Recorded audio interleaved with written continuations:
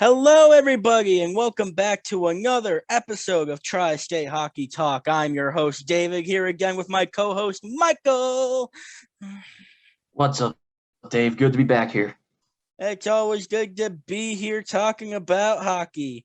In today's episode of Tri-State Hockey Talks, we will be getting to the last of the Tri-State area teams, the New Jersey Devils. Youngsters start to show their true colors, trying to fill in those shoes. As we've seen throughout the season, the leading goal scorers here, we have Miles Wood, followed up by Pavel Zacha and Yegor Sharangovich, tied for second.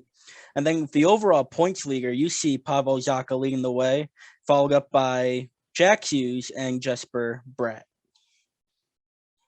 Yes, Miles Wood has been on fire this season, to say the least. And Devils fans have been hearing the names like Miles Wood, Jack Hughes, Pavel Zacha for a few years. But Yegor Sharangovich, he's the one who's been the real eye catcher for most of the season because he's just come over from Russia.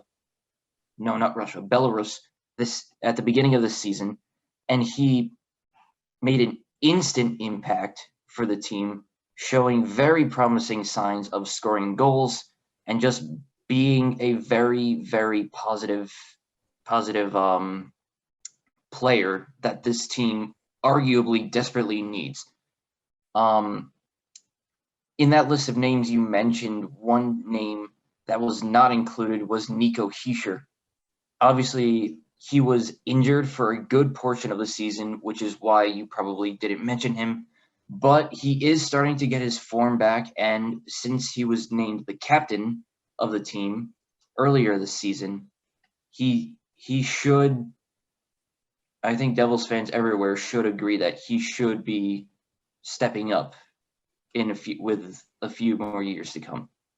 And now switching over to goaltending, of course, we have our three goaltenders of Mackenzie Blackwood, Scott Wedgwood, and Aaron Dell. Seeing that Blackwood was also under COVID protocol for some part of the season, you can kind of tell he's not fully at 100% yet, getting there. And you can tell he's going to be part of the future of the New Jersey Devils. But when it comes to Scott Wedgwood or Aaron Dell, in the offseason, do you see the Devils trying to get a veteran goaltender to either replace one of them? In all honesty, that might be pretty hard to say, only because, no offense to Wedgwood or Dell, but I'm not sure if any team wants them at the moment. But obviously, we have the upcoming Seattle Kraken expansion draft. So there is always a possibility that the Devils could make a move to offer one of those two goaltenders for the incoming Seattle franchise.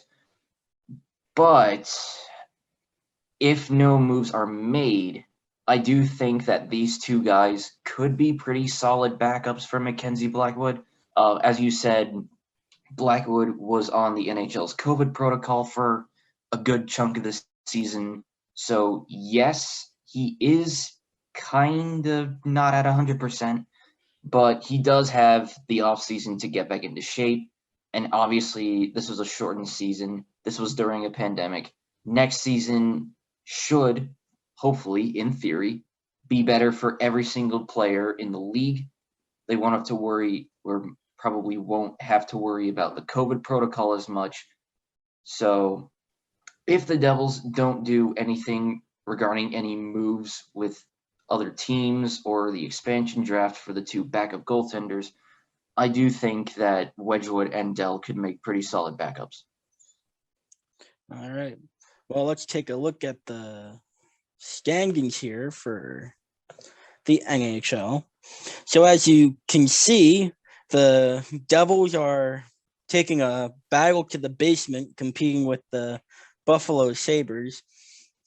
So it's going to be one wild ride back, as we know New Jersey's not playing Buffalo anymore. But it's one big competition there for bigger draft pick. Yeah.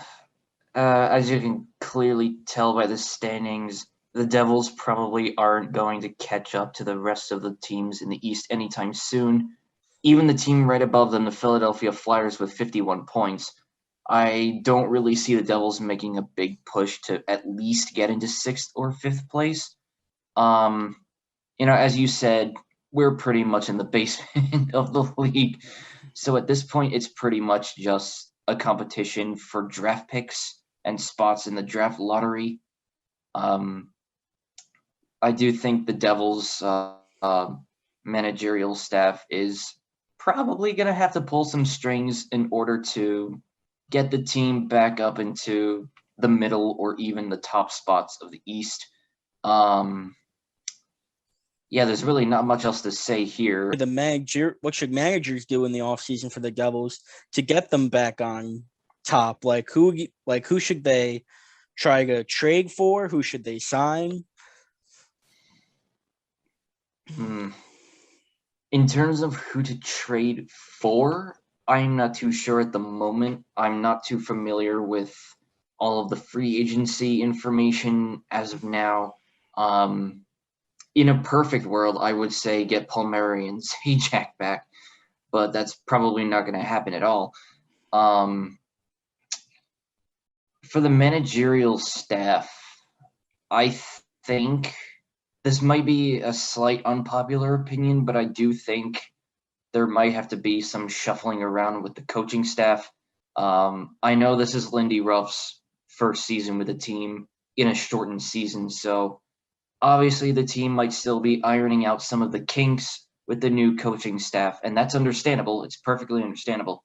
But I'd say if nothing changes with regards to the standings and the coaching staff, I would say maybe do something with that.